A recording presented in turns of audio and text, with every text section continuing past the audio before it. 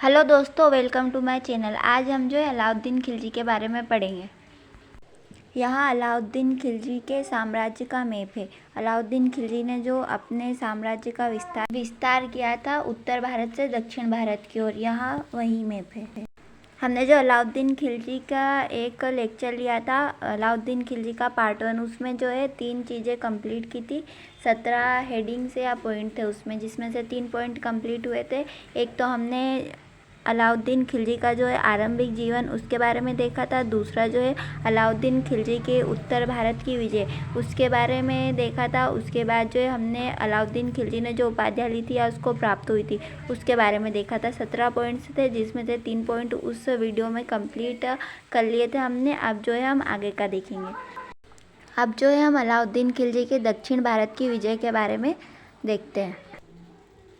यहाँ मैप है अलाउद्दीन खिलजी का। इसमें लिखा है अलाउद्दीन साउथ विक्ट्री। देवगिरी जो है 1296 ईस्वी में, उसके बाद है तेलंगाना 1309 ईस्वी में जीता था। वारंगल जो है 1310 ईस्वी में, और होयसाल विजय क्या था 1310, और दोबारा जो है 1311 ईस्वी में। यहाँ जो किला है वह देवगिरी का किला है, और ऊपर जो है वो होयसाल साम्राज्य का मैप है। यहाँ होयसाल राजाओं का साम्राज्य था। और नीचे जो है यहाँ नीचे जो है इंडिया का मैप है, और इंडिया के मैप में जो है तेलंगाना, जिसको 1309 ईस्वी में जीता गया था, यहाँ दर्शाया गया है। अब जो है हम देवगिरी के बारे में विस्तार पूर्वक जानते हैं। यहाँ लिखा है the Yadavs of Devagiri, the Kakatiyas of south east Telangana and the Hoysalas of Devasamudra were motivated by Alauddin's desire for wealth and conquest to conquer the kingdoms of South India. He wanted to bring these states under his control and collect annual tax. The main credit for the victory of South India goes to Malik Kafur. Telangana was invaded for the first time in 1310 AD in the south during the region of Alauddin Khilji. Pratap Rudradev Diti, the ruler of Telangana, made a gold state of himself and sent it to Malik Kafur for surrender by putting a gold chain around his neck. On this occasion, Pratap Rudradev gave the world famous Kohinoor diamond to Malik Kafur. More about the tax required for additional translation information send feedback side panels। यहाँ क्या था कि अलाउद्दीन खिलजी के समकालीन जो है दक्षिण भारत में जो है सिर्फ 3 महत्वपूर्ण शक्तियाँ थी। कौन कौन सी थी, तो उन तीनों के बारे में पीछे भी देख लिया हमने। अब एक बार और यहाँ पर देखते हैं कि देवगिरी थी, एक होयसाल और वारंगल और तेलंगाना था। यहाँ लिखा है कि देवगिरी के यादव जो है दक्षिण पूर्व तेलंगाना के काकतीय, मतलब देवगिरी के यादव और दक्षिण पूर्व में जो तेलंगाना है उसके काकतीय, और द्वार समुद्र के होयसाल। अलाउद्दीन द्वारा दक्षिण भारत के राज्यों को जीतने के उद्देश्य के पीछे जो वजह थी वो धन की चाह और विजय की लालसा थी, मतलब पूरे भारत को जीतना चाहता था। वहाँ इन राज्यों को अपने अधीन कर वार्षिक कर वसूल करना चाहता था, मतलब जीत लो और उसके बाद वार्षिक कर की प्राप्ति होती ही रहेगी।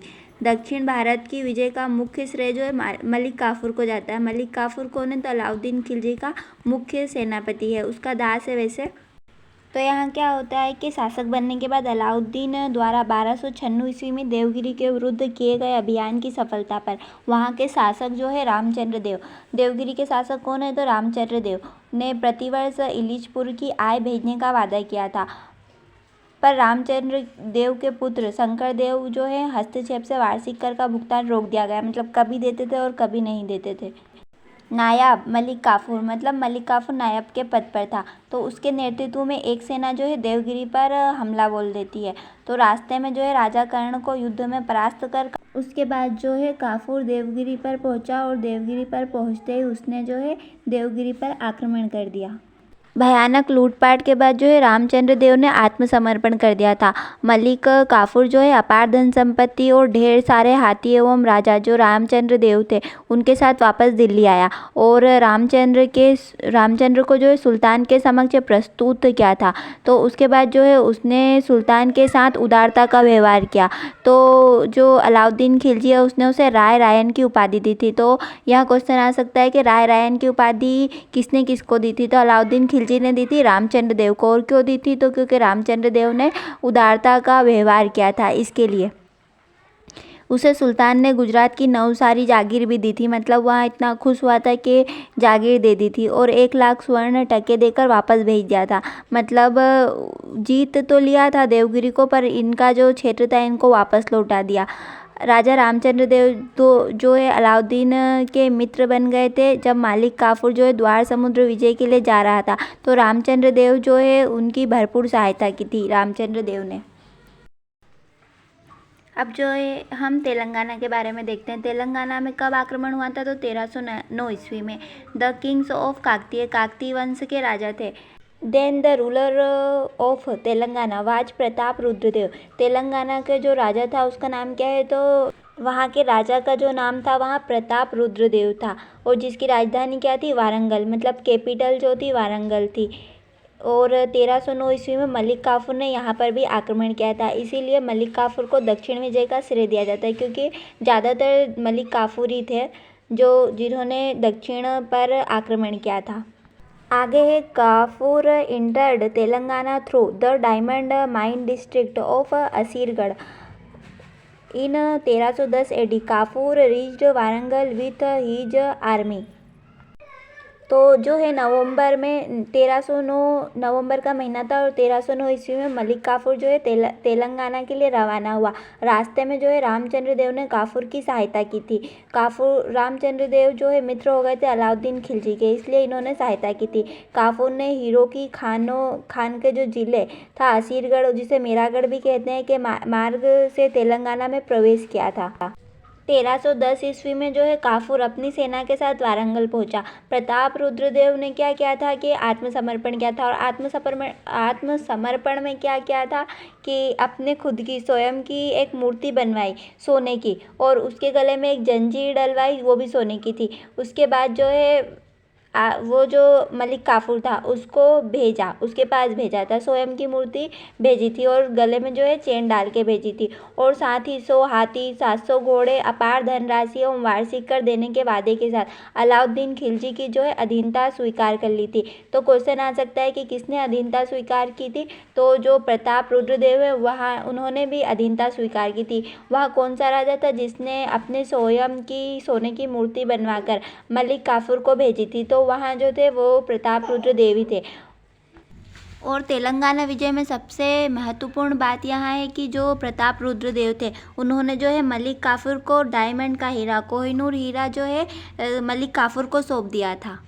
यहाँ भी एक क्वेश्चन आ सकता है कि कोहिनूर हीरा जो है मलिक काफूर को किसने दिया था? तो प्रताप रुद्र देव ने दिया था।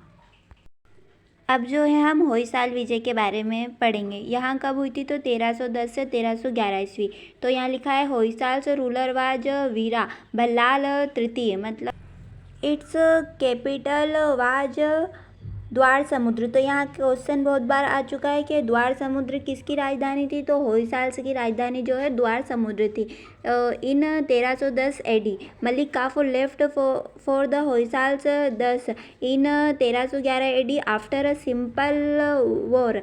Bhallala Dev surrounded and accepted the subordination of Alauddin. तो क्या था कि होयसाल का शासक जो था वीर भल्लाल तृतीय था। इसकी राजधानी क्या थी? तो द्वार समुद्र थी इसकी राजधानी, और होयसाल की भी राजधानी तो द्वार समुद्र थी।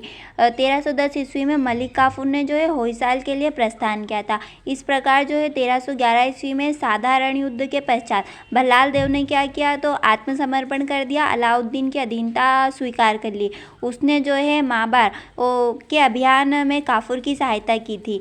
सुल्तान अलाउद्दीन ने भल्लाल देव को खिलाअत, एक मुकुट, छत्र एवं 10 लाख टके की थैली भेंट की थी।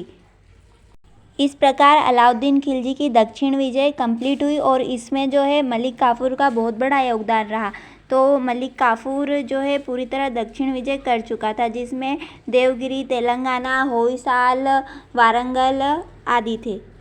हमें जो है अलाउद्दीन खिलजी के अगर दक्षिण विजय को शॉर्टकट में याद रखना हो तो क्या याद रखेंगे? अलाउद्दीन के समकालीन 3 महत्वपूर्ण शक्तियाँ थी। कौन कौन सी थी? देवगिरी थी, होयसाल था, वारंगल था और तेलंगाना था।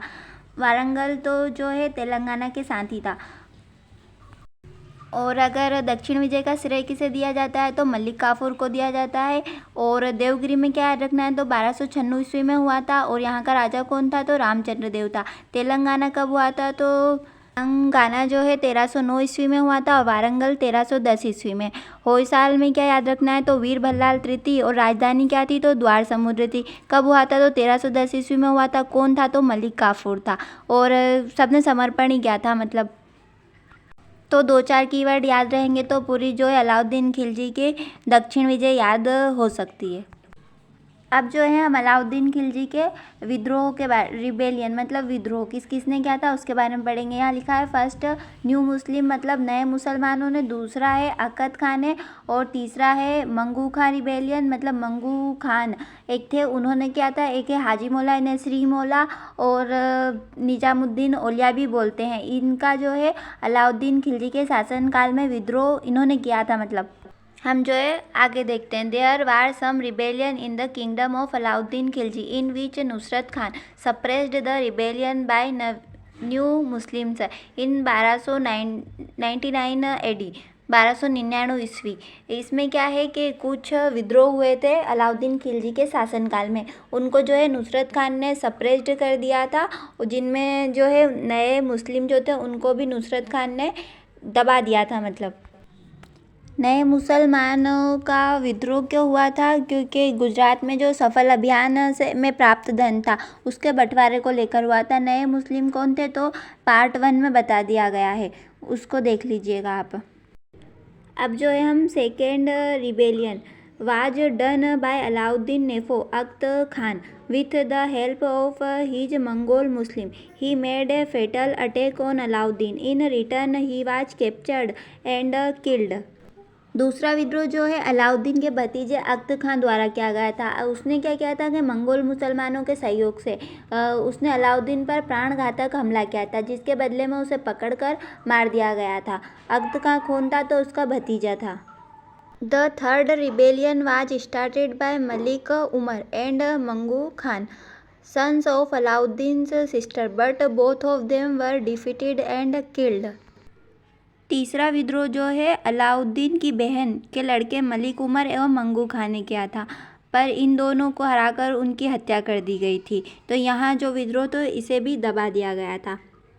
आगे लिखा है the fourth rebellion was started by Haji Maula of Delhi which was suppressed by Sarkar Himauddin. Thus all these rebellion were successfully suppressed. इसका मतलब यहाँ है कि जो चौथा विद्रोह है वो दिल्ली के हाजी मौला इन्हें श्री मौला भी बोलते हैं और निजामुद्दीन औलिया भी बोलते हैं, इनके द्वारा किया गया था और जिसका दमन जो है सरकार हिमाउद्दीन ने किया था। ये जो चौथा विद्रोह है या फिर हाजी मौला, श्री मौला फिर या निजामुद्दीन औलिया बोलो, इनका जो विद्रोह है तो इन्होंने क्या किया था, पहले लेक्चर में भी थोड़ा समझाया था, इसमें भी सुन लीजिए। इन्होंने क्या किया था, जो राजपूत थे इन सबको हिंदुओं को इकट्ठा किया और अलाउद्दीन के खिलाफ जो है आंदोलन करने की सोची। तो और क्यों सोची थी, क्योंकि पता है नहीं ये एक मतलब एक धार्मिक व्यक्ति थे और इनको जो है उपहार में कई भूमि मिली थी, दान में मिली थी। तो इसकी वजह से जो है इनसे अलाउद्दीन खिलजी ने मांगी, सबसे मांग ली थी उन्होंने कि जिसको भी दान या उपहार में जो भूमि मिली है उसे वापस कर दिया जाए, वहाँ खालसा भूमि कहलाएगी। तो क्या हुआ था कि अलाउद्दीन खिलजी गए और इनसे बोला निजामुद्दीन औलिया से कि आपकी जो भूमि दे दीजिए। तो वो एक धार्मिक व्यक्ति थे और उन्होंने जो है मना कर दिया। उन्होंने कहा था कि मेरे घर में 10 दरवाजे, मतलब उनका ये मतलब था कि अगर आप एक दरवाजे से आएंगे तो मैं दूसरे दरवाजे से बाहर हो जाऊँगा, पर जो मेरे पास जो भूमि है वो मैं आपको नहीं दूँगा। तो इसमें क्या होता है, उन्होंने फिर विद्रोह किया था और उनके विद्रोह को हिमाउद्दीन ने दबा दिया था। यही कहानी थी निजामुद्दीन औलिया के या फिर श्री मौला या फिर हाजी मौला का जो विद्रोह था इसके बारे में। इस तरह हमने जो अलाउद्दीन खिलजी के शासनकाल में विद्रोह हुए थे, शॉर्टकट में देखा जाए तो ऐसे देखना। नव मुस्लिम विद्रोह 1299 ईस्वी, दूसरा अकद खां का विद्रोह, मृतक भाई मोहम्मद का पुत्र था इसका, और मंगू खां का विद्रोह, यह भांजा था और बंदी बनाकर वध कर दिया गया इसका। 14 हाजी मौला का विद्रोह, तो इसमें क्या होता है कि रणथंबोर अभियान में अलाउद्दीन ने अंत में हाजी मौला की हत्या कर दी थी। इस तरह ये चारों विद्रोह समाप्त होते हैं। अब आगे जो है हम यहाँ लिखा है कॉज ऑफ रिबेलियन, मतलब विद्रोह के क्या कारण थे इनके बारे में देखेंगे। तो यहाँ पर यहाँ फर्स्ट लिखा है the sultan should be kept informed about the activities of the states. इसका हिंदी में मतलब यहाँ है कि जो राजा था उसको राज्य की गतिविधियों पर कोई जानकारी ना होना, मतलब राज्य में क्या एक्टिविटी हो रही है इसके बारे में अगर खबर नहीं रहेगी तो राजा क्या ही एक्शन लेगा और क्या आगे कार्य करेगा। तो यही लिखा है कि राज्य की गतिविधियों पर सुल्तान को जानकारी ना होना। अब दूसरा पॉइंट देखते हैं। सेकंड पॉइंट लिखा है conspiracy in the drinking party of festival. तो इसका हिंदी में मतलब यहाँ है कि जो त्यौहार और उत्सव या भोज जो हुआ करते थे या मद्यपान सभा में षड्यंत्र का होना, मतलब बहुत सारे लोग इकट्ठा हुआ करते थे और त्योहारों में इकट्ठा हुआ करते थे, उत्सव करते थे, उसमें क्या होता था कि राजा के खिलाफ षड्यंत्र किया करते थे लोग। अगला विद्रोह का कारण क्या है, तो the sultan was changed by matrimonial alliance between powerful families. इसका हिंदी में मतलब यहाँ है कि जो सुल्तान मतलब अलाउद्दीन खिलजी है उसने क्या किया था कि चेंज किया था, परिवर्तित कर दिया था मैट्रिमोनियल अलायंस, मतलब वैवाहिक संबंध। अलाउद्दीन खिलजी ने क्या किया था कि जो अमीर हुआ करते थे वो जो वैवाहिक संबंध बनाते थे आपस में, मतलब रिश्ते कर लेते, उन पे क्या है रोक लगाई थी उसने। और अगर कोई मतलब आपस में अमीरों में शादी करना चाहता है तो वो जो है अलाउद्दीन खिलजी से पहले परमिशन लेगा फिर ही शादी हो सकती थी। मतलब आपस में ये मिलेंगे तो फिर गठजोड़ होएगा तो मतलब जो राजा है उसके खिलाफ फिर ये हमला कर सकते हैं, इसलिए अलाउद्दीन खिलजी ने यह कदम उठाया था। अब जो है अलाउद्दीन कुछ और उपाय भी करता है, तो उनमें क्या करता है, शराब बैन करता है। वो शराब बैन करता है मतलब शराब पर प्रतिबंध लगा देता है, कोई भी शराब नहीं पिएगा। अलाउद्दीन खिलजी भी जो है शासक बनने के बाद उसने शराब पीनी बंद कर दी थी और अमीरों पर भी मतलब सब पर शराब बैन थी, शराब पीना बैन था। जैसे नीतीश कुमार ने बैन की थी वैसे अलाउद्दीन खिलजी ने भी शराब बैन कर दी थी कि कोई शराब नहीं पिएगा। अगले उपाय में जो है अलाउद्दीन खिलजी ने जो त्यौहार हुआ करते थे, यहाँ जो पिक्चर है इसमें क्या हो रहा है कि सारे बैठे हैं और डांस वांस हो रहा है, मतलब ऐसे उत्सव भोज जो भी कुछ हुआ करते थे उन पर भी बैन लगा दिया था। मतलब छोटे मोटे त्योहारों पर अलाउद्दीन खिलजी ने बैन लगा दिया था। अब एक क्वेश्चन आता है कि जो प्राचीन काल है उसमें भी ऐसा हुआ था तो वो किस राजा ने किया था, अगर किसी को याद हो तो बताना। तो वो कौन सा राजा था, तो वो जो है इस क्वेश्चन का आंसर कमेंट बॉक्स में देना, ठीक है। तो ये जो अलाउद्दीन खिलजी है ये जो त्यौहार उत्सव इन सब पर जो है बैन लगा रहा है। आगे जो है अलाउद्दीन खिलजी ने भोज, ये भोज है जैसे थाली रखी है तो वो जो खाना होता है उस तरह के भोज जो हुआ करते थे उन पर अलाउद्दीन खिलजी ने जो है बैन लगा दिया था कि नहीं होना है सब। हमने आगे भी बात की है और एक बार फिर ये जो शक्तिशाली परिवारों के मध्य वैवाहिक संबंध से जो है सुल्तान को चुनौती मिल सकती थी, तो इसलिए जो है अलाउद्दीन खिलजी ने वैवाहिक संबंध अमीरों के आपस में जो है वैवाहिक संबंधों पर रोक लगा दी थी। आगे जो है मेजर्स टू प्रिवेंट रिबेलियन, इसका हिंदी में मतलब यह है कि विद्रोह को रोकने के उपाय, मतलब इसने जो है 4 अध्यादेश जारी किए थे, हम जो है देख लेते हैं। सीक्रेट रिबेलियन डिपार्टमेंट बरीद, इसका क्या मतलब है कि इसने जो है अलाउद्दीन खिलजी ने गुप्तचर विभाग की स्थापना की थी। गुप्तचर विभाग में कौन था, तो एक बरीद नाम का अधिकारी हुआ करता था और मुनीम, मतलब यह भी जो है गुप्तचर विभाग से संबंधित अधिकारी था। अगला लिखा है खूतों मुकदमों ईटीसी, हिंदू लगान प्रिविलेज ऑफ ऑफिसर, इसका हिंदी मतलब यह है कि खूतों मुकदमों आदि हिंदू लगान अधिकारियों को विशेषाधिकार दिए थे, वो जो है इसने समाप्त कर दिए थे। मतलब जो भी इन्हें अधिकार प्राप्त थे अधिक से अधिक, वो जो है जैसे अलाउद्दीन खिलजी गद्दी पर बैठा इसने जो है वो सारे विशेषाधिकार मतलब विशेष अधिकारों को जो है समाप्त कर दिया था। Third point is prohibition on the meeting and relation of the rich gambling, इसका यह मतलब है कि जो अलाउद्दीन खिलजी ने वहाँ मैट्रिमोनियल जो अलायंस था मतलब वैवाहिक संबंध हुआ करते अमीरों के बीच उस पर रोक लगा दी थी। अलाउद्दीन खिलजी द्वारा लाए गए ये चारों अध्यादेश पूर्णतः सफल रहे और अलाउद्दीन ने जो है खुतों मुकदमों आदि हिंदू लगान अधिकारियों के विशेषाधिकार जो प्राप्त है उनको उसमें भी समाप्त कर दिया। यहाँ पे क्या था कि एक अध्यादेश था, 4 अध्यादेश लेकर मतलब 4 नियम लागू किए थे अलाउद्दीन खिलजी ने अपने साम्राज्य विस्तार और जो विद्रोही है उनको दबाने के लिए, जो क्या थे कि सफल रहे थे। इसमें जो एक नियम यहाँ भी था, land given as donation gift. इस अध्यादेश में क्या था कि land given as donation gift pension, मतलब ये है कि इसके अंतर्गत जो दान उपहार पेंशन के रूप में जो दी गई भूमि थी उसको जो है अलाउद्दीन खिलजी ने जब्त कर ली थी और उसे जो है खालसा भूमि के अंतर्गत ला दिया गया था। तो ऐसा क्वेश्चन आ सकता है वह कौन सा राजा था जिसने दान और उपहार में दी गई भूमि को खालसा भूमि में परिवर्तित कर दिया था। तो अलाउद्दीन खिलजी ने यह काम किया था। खालसा भूमि मतलब जो कुछ भी है वहाँ सब राजा की भूमि है, किसी का कोई अधिकार नहीं है। हमने जो है कुछ इमेजेस ऐड की है, क्यों की है क्योंकि सीधा दिमाग में बैठ जाए। यहाँ बहुत सारे जो है सैनिक दिख रहे हैं, सैनिक क्या है, गुप्तचर विभाग के अधिकारी है, ऐसा मान सकते हैं ताकि याद रहे। अलाउद्दीन खिलजी जो है क्या है था कि समझ गया था गुप्तचर तो बहुत ही ज़रूरी है, तो उसने क्या है गुप्तचर विभाग की स्थापना कर दी। उसमें क्या मेन था, तो एक बरीद था एक मुनहिम था, ये दोनों क्या थे, तो ये दोनों जो है गुप्तचर विभाग के अधिकारी हुआ करते थे, मेन अधिकारी हुआ करते थे। अगला जो है अलाउद्दीन खिलजी ने जुए पर पूर्णतः प्रतिबंध लगा दिया था। मतलब अलाउद्दीन खिलजी ने कह दिया था मेरे साम्राज्य में ये सब नहीं चलेगा, मतलब नहीं चलेगा, जुआ कोई नहीं खेलेगा तो मतलब नहीं खेलेगा।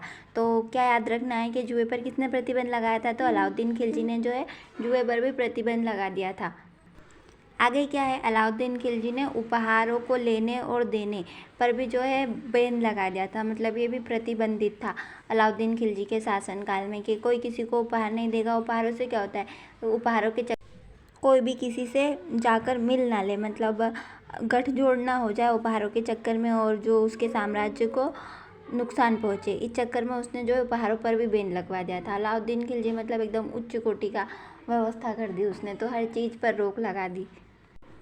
अगला है भूमि। भूमि सबसे आईएमपी, मतलब भूमि के बारे में तो क्या ही बोले, भूमि तो उसने सबसे ले ली थी। मतलब भूमि को जो है खालसा भूमि में परिवर्तित कर दिया था और फिर जो भी भूमि है वो राज्य की भूमि है, मतलब राजा की भूमि है। और भू राजस्व व्यवस्था के बारे में हम आगे पढ़ेंगे। आगे जो लिखा है वहाँ देख लेते हैं। यहाँ लिखा है Alauddin studied the reasons for the rebellion by the Turki nobles and issued 4 ordinance to alignment those reason. Alauddin ने तुर्क अमीरों द्वारा किए जाने वाले विद्रोह के कारणों का अध्ययन कर उन कारणों को समाप्त करने के लिए जो है 4 अध्यादेश जारी किए थे।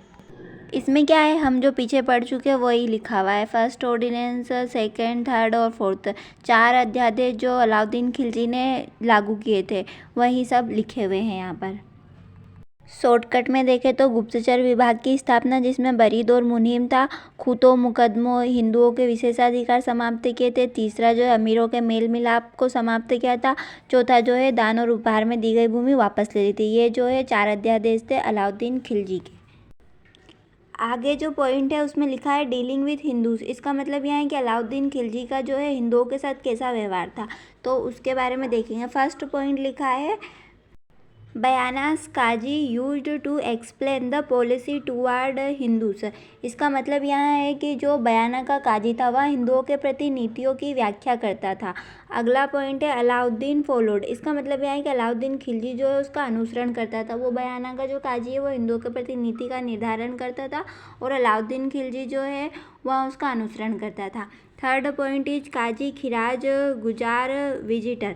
इसका मतलब यह है कि काजी जो है खिराज गुजार मतलब भेंट देने वाला। इसके बाद है चौथा पॉइंट मोहिसिल, राज कर वसूल करने वाला। टैक्स कलेक्टर जो होता था वह मोहिसिल होता था, उसको मोहिसिल कहा जाता था, मतलब वो जो है टैक्स वसूल करने का कार्य करता था। और हिंदुओं के प्रति कैसी नीति थी, तो जैसी मुसलमानों के प्रति थी वैसे ही हिंदुओं के प्रति थी। और आगे जो है हम अलाउद्दीन खिलजी द्वारा जो टैक्स लगाए उनके बारे में पढ़ेंगे, तो किस पर क्या कौन सा टैक्स था इस बारे में बात कर लेंगे। अभी जो है इतना ही है। अगर लिखना हो कहीं पर तो कि बयाना का काजी जो है हिंदुओं के प्रति नीति की व्याख्या करता था और अलाउद्दीन खिलजी उनका अनुसरण करता था। खिराज गुजार कौन था, तो भेंट देने वाला, मतलब उनको भेंट देने वाला कहा गया है। काजी ने जो है हिंदुओं को खिराज गुजार, इसका मतलब होता है भेंट देने वाला, हिंदुओं को जो है भेंट देने वाला कहा गया है। मोहित सल्तो राज कर वसूल करने वाला, मतलब टैक्स को कैसे क्या वसूल करना है इस बारे में।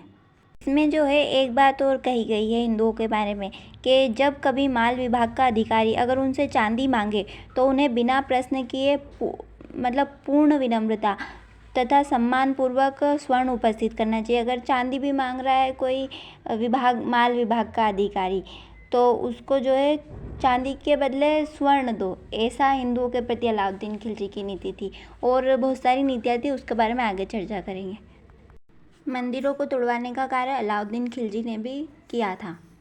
अलाउद्दीन और उसके सेनापतियों ने कई मंदिरों को नष्ट किया था सैन्य अभियानों के दौरान, जिसमें सोमनाथ का मंदिर, देवगिरी का मंदिर, जैन, चिदम्बरम, मदुरई आदि मंदिर शामिल थे।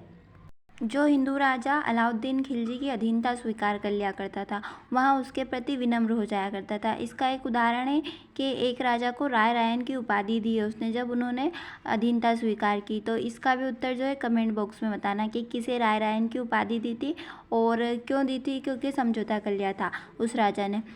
और कई राजा थे जिनके साथ अगर वो विनम्र हो जाया करते थे, और अगर अलाउद्दीन खिलजी की अधीनता स्वीकार कर लेते थे तो वहाँ जो है उनके साथ अच्छा व्यवहार करता था। अब बात आती है कि अलाउद्दीन खिलजी ने किन किन को संरक्षण दे रखा था। यहाँ लिखा है प्रोटेक्शन, मतलब संरक्षण। तो किस किस को दे रखा था, एक अमीर खुसरो को दे रखा था और दूसरा हसन निजामी को। तो अमीर खुसरो के बारे में क्या है कि अमीर खुसरो जो है अलाउद्दीन खिलजी के दरबार में एक प्रसिद्ध संगीतकार थे। और अमीर खुसरो की खास बात क्या है कि ये जो है 7 राजाओं के दरबार में रह चुके थे, मतलब अलग अलग 7 राजाओं के दरबार में ये रहे थे। अमीर खुसरो जो है भारत के एक प्रसिद्ध सूफी कवि और विद्वान व्यक्ति थे। अमीर खुसरो को जो है भारत की आवाज़ या फिर भारत का तोता या फिर जो है तूतिए हिंद भी कहा जाता है। किसे तूतिए हिंद कहा जाता है, तो अमीर खुसरो को तूतिए हिंद कहा जाता है। यह प्रश्न कई बार आ चुका है। तो यहाँ था अमीर खुसरो के बारे में। और अमीर खुसरो सबसे बड़ी बात के संरक्षण दे रखा था अलाउद्दीन खिलजी ने। अलाउद्दीन खिलजी के दरबार में जो दूसरे थे वो हसन निजामी थे। अब जो है हम हसन निजामी के बारे में, इनका पूरा नाम था ख्वाजा हसन निजामी, और यहाँ एक चिश्ती इस्लामी सिलसिले के सूफी संत थे। एक प्रसिद्ध निबंधकार और हास्यकार थे।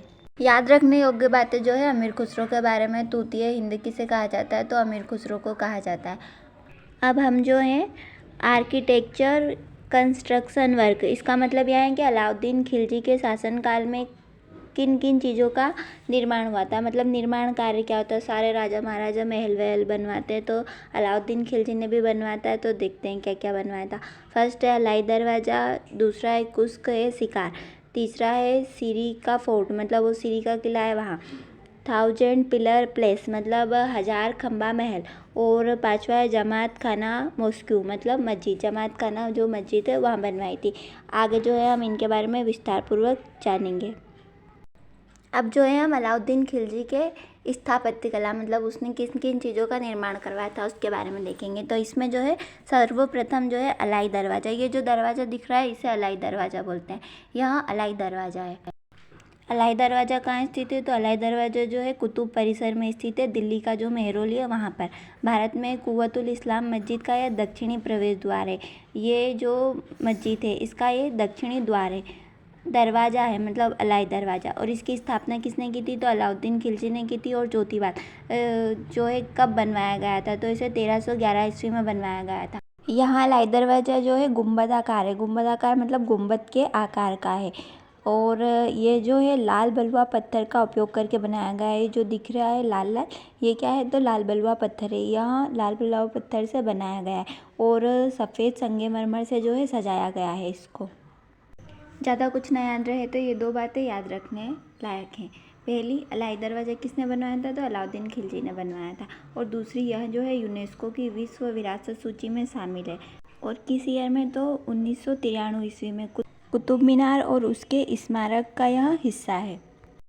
अलाउद्दीन खिलजी ने अलाई दरवाज़ा बनाया था। इसको आसान तरीके से ऐसे याद कर सकते हैं कि अलाई दरवाजे का जो शाब्दिक अर्थ है वह यहाँ है कि अलाउद्दीन का दरवाज़ा। तो सिंपल है। अब आगे जो है हम कुस्कए शिकार देखते हैं जो अलाउद्दीन खिलजी ने बनवाई थी। सेकंड है कुस्कए शिकार। इसका निर्माण जो अलाउद्दीन खिलजी ने किया था और यहाँ क्या था कि ये जो है शिकार करने के लिए भवन था और यहाँ जो है दिल्ली में स्थित है। इसे जो है अलाउद्दीन खिलजी ने शिकार करने के लिए बनाया था। यहाँ जो है शिकार भवन था एक तरह से। अब जो है हम सीरी फोर्ट के बारे में पढ़ेंगे। सीरी फोर्ट मतलब सीरी का किला। इसका निर्माण जो है अलाउद्दीन खिलजी द्वारा किया गया था। इसका निर्माण जो है 1303 ईस्वी में प्रारंभ किया गया था। यहाँ जो सीरी का किला है इसे 13वीं शताब्दी तक जो है दारुल खिलफत और कैलीफोर्ट की सीट के नाम से भी जाना जाता था। हमें इसमें क्या याद रखना है? तो यहाँ जो है दिल्ली में स्थित है सीरी का किला। सीरी के किले का निर्माण अलाउद्दीन खिलजी ने किया था। कब किया गया था? तो 1303 ईस्वी में। क्या कारण था कि किया गया था? तो मंगोल आक्रमण से बचाने के लिए जो है इस सीरी के किले का निर्माण किया गया था। और अभी जो है ये एक खंडहर है और एशियाई खेल ग्राम परिसर भी है। इतना काफ़ी है इसके बारे में। अब जो है हम अलाउद्दीन खिलजी द्वारा बनवाए गए 1000 खंबा महल का निर्माण जो अलाउद्दीन खिलजी ने करवाया था इसके बारे में जानते हैं। इसे जो है 1000 सितून अर्थात 1000 खंभों वाला महल भी कहते हैं। इसे किसने बनवाया था? तो अलाउद्दीन खिलजी ने बनवाया था। आगे जो है जमात खाना मस्जिद है। इसका निर्माण भी जो है अलाउद्दीन खिलजी द्वारा किया गया था और कहा जाता है कि अलाउद्दीन खिलजी द्वारा डिजाइन भी की गई थी। इसका निर्माण जो है लाल बलुआ पत्थर से किया गया है और ये दिल्ली की सबसे पुरानी मस्जिद है। इसका उपयोग आज भी मतलब नमाज पढ़ने में किया जाता है। इसे जो है जमात खाना मस्जिद या फिर खिलजी मस्जिद भी कहा जाता है। इसके बारे में क्या याद रखना है? तो ये जो है 1311 ईस्वी में बनवाई गई थी। अब जो है हम अलाउद्दीन खिलजी द्वारा बनवाया गया मदरसा, अलाउद्दीन मदरसा भी कहते हैं जिसे, उसके बारे में पढ़ेंगे। तो इसके बारे में क्या ख़ास बात है? यहाँ जो है अलाउद्दीन की जो कब्र है उससे सटा हुआ ही है। इस अलाउद्दीन खिलजी ने जो है यह मदरसा, जिसे अलाउद्दीन मदरसा भी बोलते हैं, इसका निर्माण बच्चों को पारंपरिक या फिर प्रारंभिक तालीम देने के लिए इस मदरसे का जो है निर्माण करवाया था। अब अलाउद्दीन खुद तो पढ़ा लिखा नहीं था, पर जो खुद पढ़े लिखे नहीं होते वो दूसरों को पढ़ने की हिदायत देते हैं, तो उस हिसाब से इसने जो है बच्चों की तालीम के लिए मदरसा खुलवाया था। हमने पार्ट 1 में देखा था कि अलाउद्दीन खिलजी जो है ज़्यादा पढ़ा लिखा नहीं था, उसे शिक्षा प्राप्त नहीं थी और युद्ध नीति वाली शिक्षा प्राप्त थी, उसको युद्ध करने का अच्छा खासा ज्ञान था। अब जो है हम अलाउद्दीन खिलजी का लास्ट जो उसने निर्माण करवाया है उसके बारे में पढ़ेंगे। तो ये क्या है? अलाई मीनार है। अलाई दरवाज़ा था, वैसे ही अलाई मीनार है। अलाई दरवाज़ा मतलब अलाउद्दीन का दरवाज़ा, अलाई मीनार मतलब अलाउद्दीन जो अलाई मीनार है। इसके लिए एक रोचक तथ्य है, वो यहाँ है कि जो अलाउद्दीन खिलजी था उसका एक विश्वास पात्र था जिसका नाम है मलिक काफूर। तो वो जो है अब युद्ध नीति का जानकार था, उसको कहाँ ये सब बनवाना आता था। तो अलाउद्दीन खिलजी, अब वो उसका विश्वास पात्र, तो अलाउद्दीन खिलजी ने कहा कि मलिक काफूर वो जो कुतुब मीनार है उससे लंबी मीनार बनाएंगे अपन और उसका नाम रखेंगे अलाई मीनार, मतलब अलाउद्दीन खिलजी की मीनार। तो अब जो है मलिक काफूर बोल रहे हैं ठीक है सुल्तान बनाते हैं। तो अब जो है मलिक काफूर जाते हैं और अलाई मीनार का जो निर्माण कार्य वो स्टार्ट करवा देते हैं। उनको कुछ खास ज्ञान नहीं था, तो वो क्या करवाते हैं कि अलाई मीनार बनवाना स्टार्ट तो करवाते हैं। तो वो अलाई मीनार बनती है तो मतलब नीचे से जो है चौड़ी या फिर मोटी कह लो, तो नीचे से जो होती है वो चौड़ी होती है, ऊपर जाते जाते जाते जाते पतली होती जाती है। जैसे कि बुर्ज खलीफा है और कुतुब मीनार को ही देख लो, तो कुतुब मीनार से ही इंस्पायर्ड थी है, मतलब कुतुब मीनार जैसी बननी चाहिए और इसका नाम अलाई मीनार रखेंगे। तो हुआ यूँ कि उनको कुछ खास पता नहीं था मलिक काफूर को, तो मलिक काफूर बनाते जा रहा है बनाते जा रहा है बनाते जा रहा है। अब थोड़ी बन गई है, 24 मीटर तक बन गई। अब क्या है कि इसकी साइज़ एक जैसी है, तो अब ये ऊपर जाएगी तो पतली कहाँ से होएगी, मतलब ये फिर भी मतलब कुछ जुगाड़ किया जा सकता था। पर हुआ यूँ कि 1316 ईस्वी में अलाउद्दीन खिलजी की जो है मृत्यु हो जाती है और इस जो मीनार बन रही थी, सपना था उनका कुतुब मीनार से ऊँची, दुगनी ऊँचाई वाली मीनार बनाएंगे, तो वो जो अधूरा रह गया, मतलब मलिक काफूर ने चौपट कर दिया था, कुल मिला के ये था। और फिर क्या है कि 1316 में मृत्यु भी हो गई, तो यूँ भी इसका कार्य जो है अधूरा रह गया था। यहाँ से क्वेश्चन क्या आ सकता है, तो यहाँ से ये क्वेश्चन आ सकता है कि अलाई मीनार का निर्माण किसने प्रारंभ करवाया था, तो उत्तर है अलाउद्दीन खिलजी ने। यह कार्य किसे सौंपा था, तो मलिक काफूर को सौंपा था। इसकी ऊंचाई जो है 24 किलोमीटर है लगभग, इतना ही बन पाया है ये, ठीक है। और कहाँ पर स्थित है, तो दिल्ली में। इसी तरह इसकी कहानी यहाँ पर ख़त्म होती है। अब हम जो है थोड़ा ब्रीफ रिवीजन करते हैं। तो अलाउद्दीन खिलजी ने क्या क्या बनवाया था, तो देखिए वृत्ताकार अलाई दरवाज़ा एक, दूसरा जो है कुस्क शिकार मतलब शिकार करने वाला भवन था यहाँ, तीसरा सीरी के किले का निर्माण करवाया था। उसके बाद हजार खंबा महल का निर्माण भी अलाउद्दीन खिलजी द्वारा किया गया है। अगला है जमात खाना मस्जिद जो है उसका निर्माण भी किया गया है। अलाउद्दीन खिलजी ने अलाउद्दीन मदरसे का निर्माण भी करवाया था एंड अलाई मीनार का निर्माण भी करवाया था। इस तरह हमने जो है अलाउद्दीन खिलजी के शासनकाल का निर्माण कार्य बोले या फिर स्थापत्य कला बोले या फिर उसके द्वारा जो निर्माण की गई थी महल या चीज़ें, उनके बारे में हमने पढ़ लिया है। आगे जो है हम अलाउद्दीन खिलजी द्वारा जो टैक्स लगाए गए थे उनके बारे में पढ़ेंगे। तो शुरू करते हैं हम अलाउद्दीन खिलजी द्वारा जो टैक्स लगाए गए थे उनमें सबसे पहला नाम आता है जजिया। जजिया कर क्या था, तो जजिया कर क्या है कि एक प्रकार का धार्मिक कर है। अब धार्मिक कर कैसा है, तो इसे जो है मुस्लिम राज्य में रहने वाले गैर मुस्लिम जनता से वसूल किया जाता है। उदाहरण से समझिए, जैसे पाकिस्तान है, पाकिस्तान में जो हिंदू हैं वो गैर मुस्लिम है, मतलब मुस्लिम नहीं है, तो उनसे जो है एक कर वसूला जाएगा और उसका नाम देंगे धार्मिक कर। वेरी सिंपल, कुछ नहीं है, ऐसा बोलना है कि मुस्लिम राज्य में जो गैर मुस्लिम लोग रहते हैं उन पर ये कर लगाया जाता है, इसे जजिया कर कहा जाता है। अब इसमें एक ख़ास बात है कि किन पर ये जजिया कर नहीं लगाया जाता, तो 5 लोग हैं या फिर 5 समूह हैं उन पर ये कर नहीं लगाया जाता। तो वो 5 कौन से समूह हैं, तो उसमें देख लेते हैं।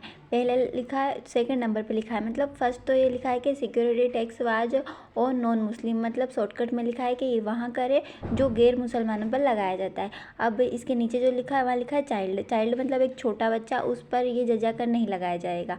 ओल्ड मैन मतलब जो वृद्ध इंसान है, जो बूढ़े हो चुके हैं, उन पर भी ये कर नहीं लगाया जाएगा। और तीसरा जो है किस पर लगाया जाए, तो हैंडीकेप मतलब जो लोग विकलांग होते हैं वहाँ, मतलब उन पर भी ये कर नहीं लगाया जाएगा। और चौथा है ब्राह्मणों को भी यहाँ कर नहीं देना होता था।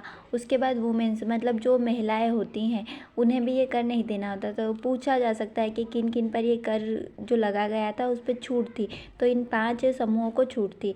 बच्चा, वृद्ध आदमी, विकलांग व्यक्ति और ब्राह्मण और जो महिलाएं, उन पर ये नहीं लगता था, ठीक है। जजिया कर आई होप कि आपको समझ में आ गया होगा। और अब सेकंड टैक्स है जकात।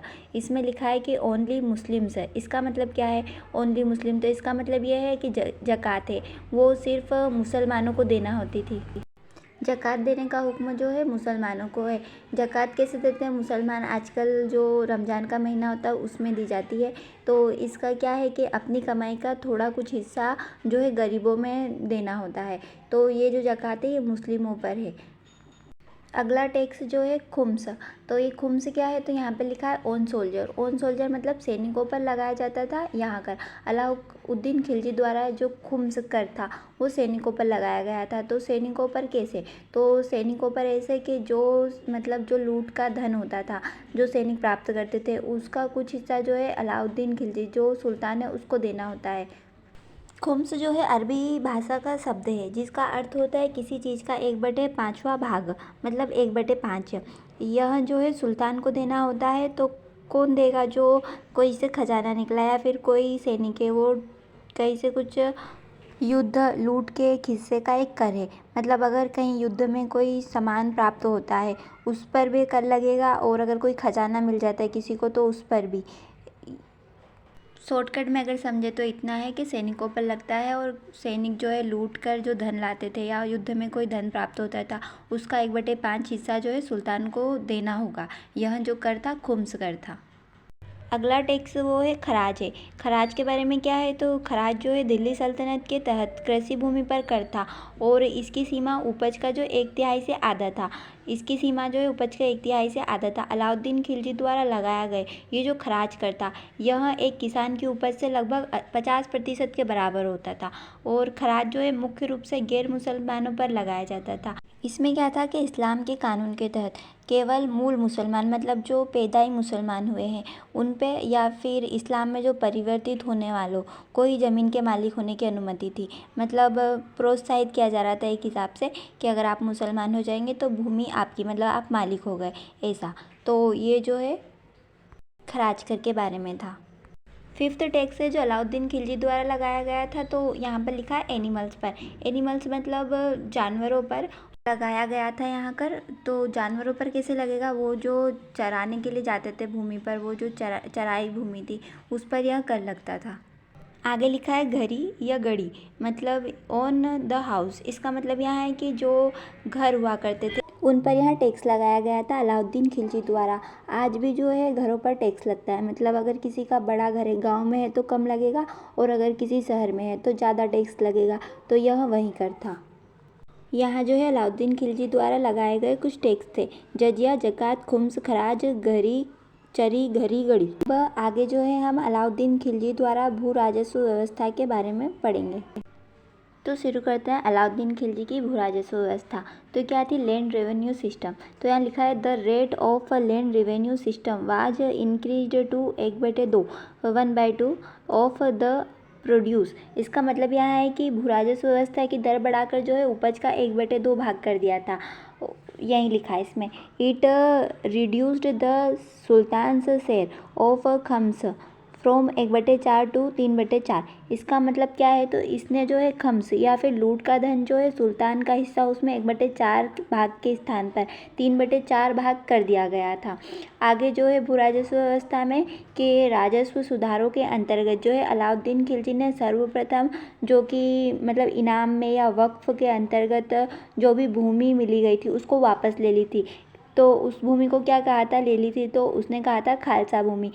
खालसा भूमि में बदल दिया था। मतलब जो भी भूमि है वहाँ जिसे दान में या उपहार में मिली है वो वापस कर दे, वहाँ सब जो है खालसा भूमि मतलब जो सुल्तान है उसकी भूमि है। इसमें हमें क्या याद रखना है तो इसमें हमें बस ये याद रखना है कि जो भू राजस्व व्यवस्था की दर थी उसकी दर बढ़ाकर मतलब उपज का 1/2 भाग कर दिया था। ख़त्म, बस इतना ही है लैंड रेवेन्यू सिस्टम। अब जो है हम अलाउद्दीन खिलजी की सैन्य व्यवस्था मिलिट्री सिस्टम मतलब सैन्य व्यवस्था के बारे में पढ़ेंगे। तो यहाँ फर्स्ट पॉइंट लिखा है कैश सैलरी, दूसरा है स्टैंडिंग आर्मी और तीसरा है ह्यूज आर्मी। तो कैश सैलरी मतलब अलाउद्दीन खिलजी ने क्या किया था कि सैनिकों व सेना को के अधिकारियों को जो जागीर देने की अपेक्षा नगद वेतन मतलब कैश सैलरी नगद वेतन देना स्टार्ट कर दिया था उसने। पहले क्या दी जाती थी, जागीरें दी जाती थी। तो इसने ये सब समाप्त किया और कहा कि अब सैलरी देंगे। पर इसने जो है मंथली सैलरी देनी स्टार्ट नहीं की थी, ईयरली सैलरी दिया करता था अलाउद्दीन खिलजी अपने सैनिक और सैनिकों को, सेना और सैनिकों को। मंथली सैलरी देना स्टार्ट जो किया था वो फिरोज शाह तुगलक ने किया था। आगे जो है मतलब अश्व, अस्त्र शस्त्र, युद्ध सामग्री आदि देना प्रारंभ किया इसने।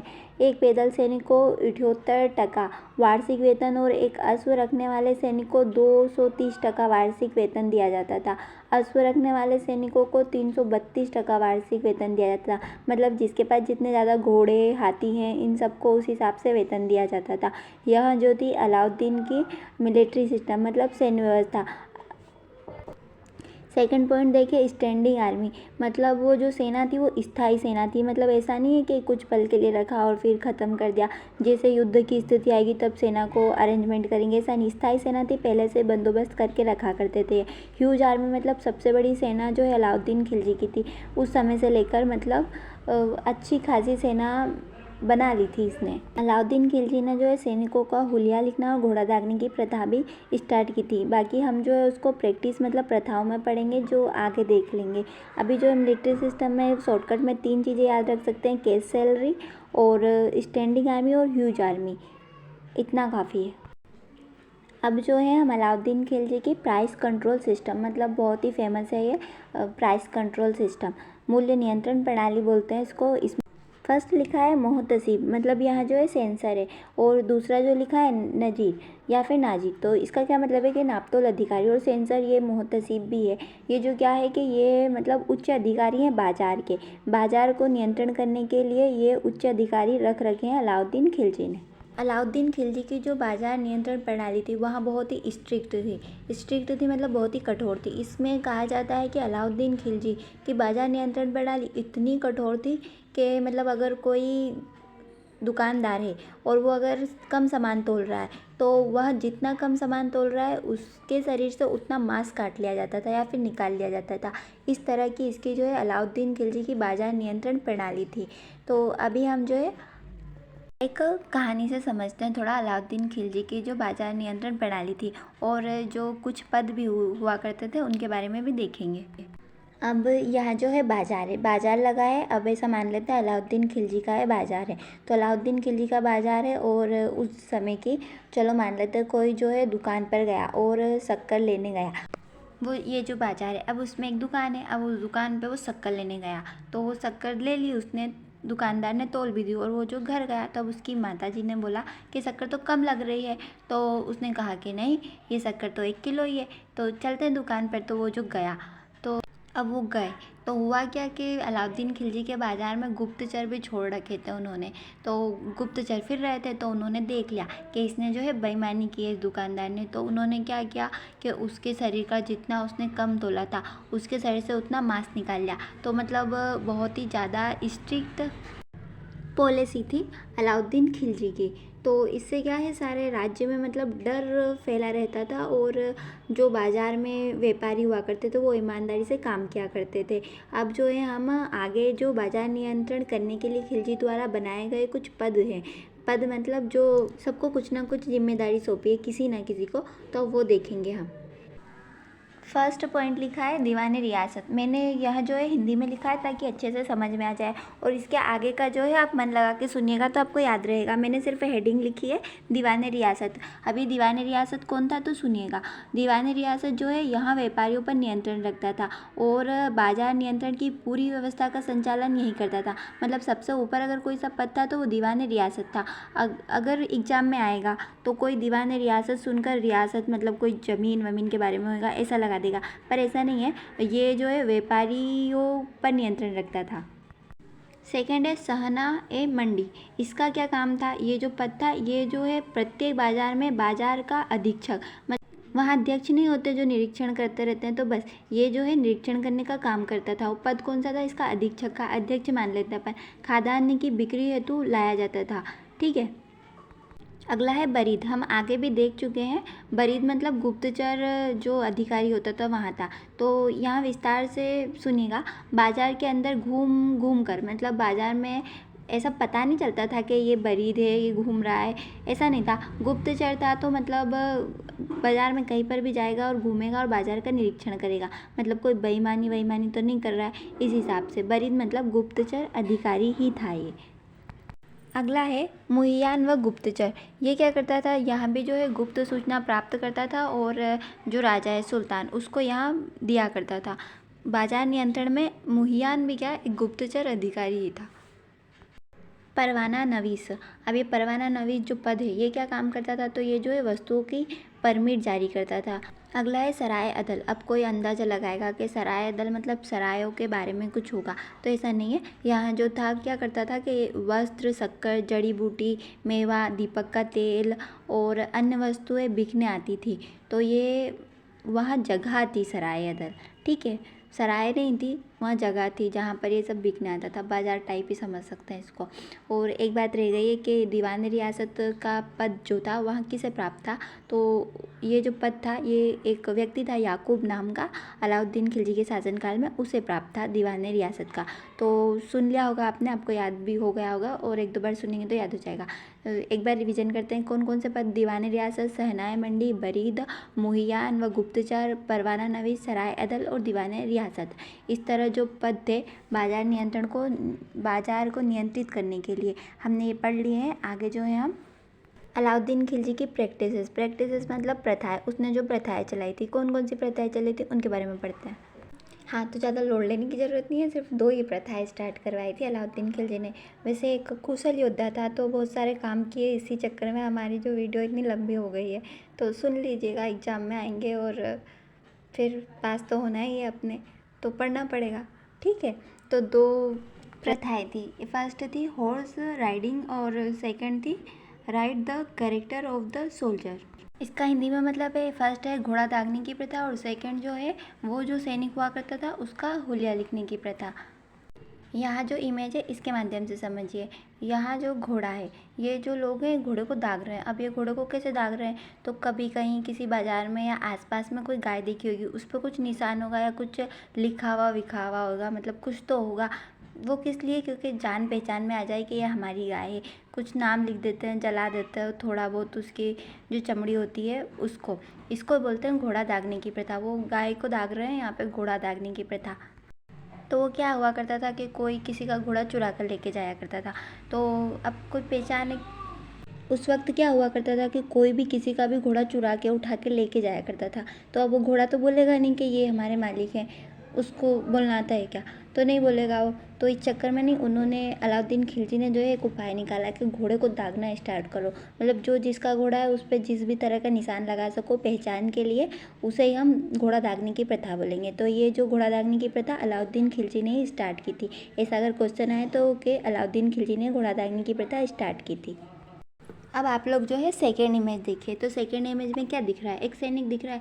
तो हमारी दूसरी प्रथा जो थी हुलिया लिखने की प्रथा, तो वो हुलिया कैसे लिखेंगे, तो अलाउद्दीन खिलजी ने नहीं बोला कि मेरे को ऐसे लोकल सैनिक नहीं चाहिए, नहीं चाहिए, अच्छे सैनिक चाहिए मुझे, एकदम क्वालिटी वाले सैनिक चाहिए।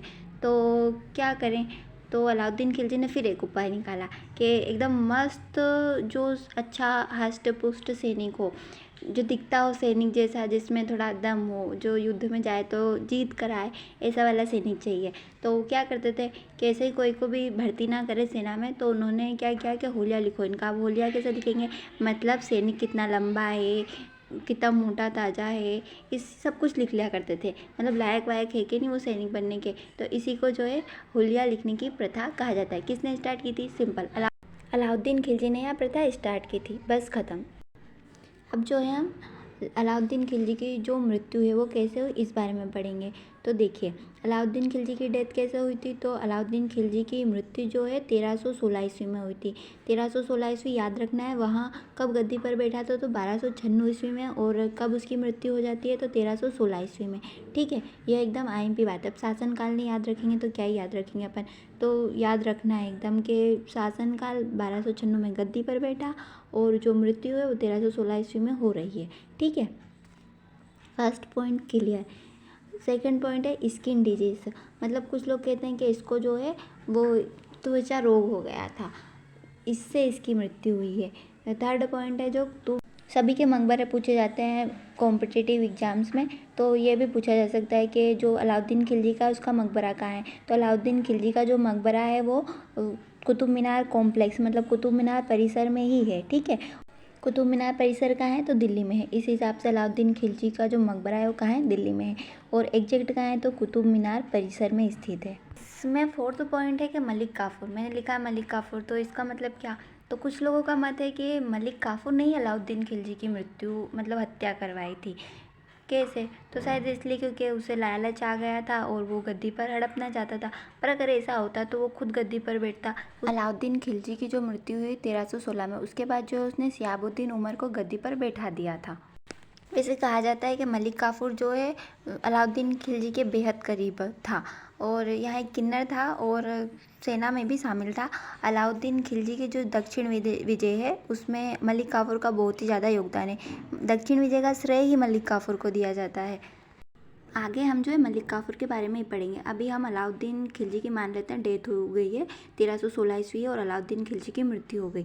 और अब क्या है, काय से हुई है, तो वो जो है उसको स्किन मतलब त्वचा का रोग हो गया था, उससे हो गई।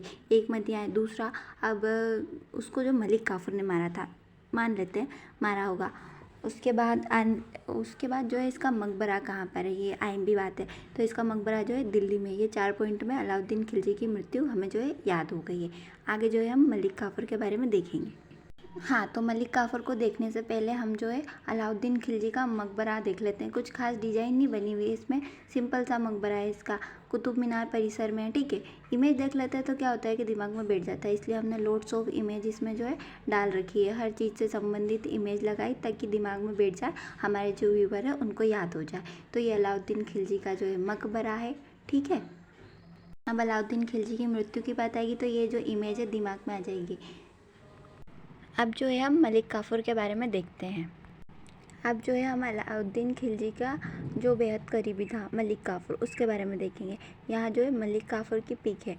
हमने यहाँ पिक जो है पद्मावत मूवी आई थी उसमें जो किरदार निभाया था मलिक काफ़ूर का, उस एक्टर की ये पिक है, ठीक है। तो शुरू करते हैं हम मलिक काफ़ूर के बारे में जानना। क्या थी मलिक काफ़ूर की कहानी। मलिक काफ़ूर एक बहुत ही कुशल योद्धा था। वहाँ क्या था, युद्ध नीति जानता था।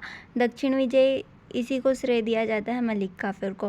तो अब जानते हैं मलिक काफ़ूर के बारे में। मलिक काफ़ूर का प्रारंभिक नाम जो है ताज अल दीन इज अल दौला, ये नाम है इसका। अगला पॉइंट लिखा है स्लेव मतलब यहाँ जो दास है पहले किसी और का दास था। यहाँ जो है जमालुद्दीन का दास था। जमालुद्दीन से पहले किसी का दास था, फिर जमालुद्दीन मतलब जो कि खिलजी वंश के संस्थापक है और अलाउद्दीन खिलजी के जो ससुर जी थे, उसने इसे ख़रीदा था। तो यहाँ जलालुद्दीन खिलजी का दास था। उसके बाद जो जलालुद्दीन खिलजी ने इसे अलाउद्दीन खिलजी को दे दिया था। और ये जो है इसके बारे में कई बार क्वेश्चन आ चुका है और बहुत ही बार आता भी है। इसे जो है किसे 1000 दिनारी कहा जाता है, तो अलाउद्दीन खिलजी को जो है 1000 दिनारी कहा जाता है। और क्यों कहा जाता है, क्योंकि इसे 1000 दिनार में ख़रीदा गया था, इसलिए इसे 1000 दिनारी कहा जाता है। थर्ड पॉइंट लिखा है ट्रांसजेंडर, मतलब यहाँ एक किन्नर था। किन्नरों को रखते थे सुल्तान ने ये सारे, तो किन्नर था ये। और अगला पॉइंट है कोहिनूर हीरा। तो कोहिनूर हीरे की कहानी हमने पीछे जान ली है, कोहिनूर हीरे की प्राप्ति हुई थी इसे, ठीक है। आगे लिखा है ऊपर, Ziauddin Barani has claimed that it was Malik Kafur who got Alauddin Khilji murdered. मतलब इसमें कहा गया है कि जो जियाउद्दीन बर्नी है वो दावा करते हैं कि अलाउद्दीन खिलजी की जो मृत्यु हुई थी वो मलिक काफ़ूर ने की थी। दो मत है, इसका मतलब यह है कि एक जो है मलिक काफ़ूर को अलाउद्दीन खिलजी की हत्या की गई थी उसके द्वारा, ये कहा जाता है। दूसरा मत जो है कि अलाउद्दीन खिलजी की जो है स्किन डिजीज़ हो गई थी उसको, मतलब त्वचा रोग से उसकी मृत्यु हुई थी। आगे लिखा है कि the credit of south victory goes to Malik Kafur. Malik Kafur की कहानी में सबसे अहम भी बात यह है कि ये 1000 दिनारी है। और दूसरा है कि साउथ जो जीतने का श्रेय वो इसे ही दिया जाता है, मतलब बहुत ही कुशल तरीके से इसने सब कुछ जीत लिया था। और विश्वास पात्र था अलाउद्दीन खिलजी का। अलाउद्दीन खिलजी इस पर बहुत ही ज़्यादा भरोसा किया करता था। और ये जो है मलिक काफ़ूर यहाँ बहुत ही सुंदर और आकर्षक था। कहा जाता है कि जब इसने पहली बार अलाउद्दीन खिलजी को देखा था तो यहाँ जो है अलाउद्दीन खिलजी पर मोहित हो गया था। ये जो था किन्नर था, ठीक है। और आगे लिखा है कि अलाउद्दीन खिलजी के मलिक काफ़ूर के साथ समलैंगिक संबंध भी थे। कहा जाता है कि अतरंगी संबंध थे मलिक काफ़ूर के अलाउद्दीन खिलजी के साथ। और ये जो मलिक काफ़ूर था अलाउद्दीन खिलजी की बीवियों के साथ इसकी बनती नहीं थी, मतलब। तो जो कहा जाता है कि इसने अलाउद्दीन खिलजी की मृत्यु करवाई, तो हो सकता है कि उन्होंने प्लानिंग की हो और इसका नाम आया। मलिक काफ़ूर की जो मृत्यु है वो 1316 ईस्वी में हो जाती है। जैसे ही अलाउद्दीन खिलजी की मृत्यु होती है उसके कुछ समय बाद ये जो है शहाबुद्दीन उमर को गद्दी पर बैठाता है और उसके बाद इसकी भी मृत्यु हो जाती है। कहा जाता है कि इसकी हत्या की जो साजिश थी वो अलाउद्दीन खिलजी के जो घर वाले थे उन्होंने ही की थी और इसकी हत्या करवा दी गई थी। बहुत ही अच्छा एडमिनिस्ट्रेटिव था, मतलब अलाउद्दीन खिलजी। तो अलाउद्दीन खिलजी ऐसा क्या था इसमें जो इस पर इतना भरोसा करता था मलिक काफ़ूर पर। तो कहा जाता है कि मलिक काफ़ूर का कोई सगा संबंधी तो था नहीं, ना बच्चे थे ना माता पिता, कोई भी नहीं था। तो इस वजह से जो है अलाउद्दीन खिलजी इस पर भरोसा करता था। मलिक काफ़ूर के बारे में कीवर्ड, यह एक दास था, 1000 दिनारी से कहा जाता है, किन्नर था और कोहिनूर हीरे की से प्राप्ति हुई थी। इसकी मृत्यु 1316 ईस्वी में हुई थी। और ये फेमस कुछ इसलिए कि इसका अलाउद्दीन खिलजी के साथ समलैंगिक संबंध थे। हमने जो है मलिक काफ़ूर के बारे में भी जान लिया, जो जो ज़रूरी था वो सब हमने जान लिया है। अब जो है हम अलाउद्दीन खिलजी के सक्सेसर, जो उसके उत्तराधिकारी थे, उनको देख लेते हैं। अलाउद्दीन खिलजी के सक्सेसर मतलब अलाउद्दीन खिलजी के उत्तराधिकारी तो कौन कौन थे, तो देखते हैं। अलाउद्दीन खिलजी का जो एक बेटा था खिज्र खां, ठीक है। तो याद आया, चित्तौड़ का नाम खिजराबाद रखा था, इसी के नाम पर रखा था।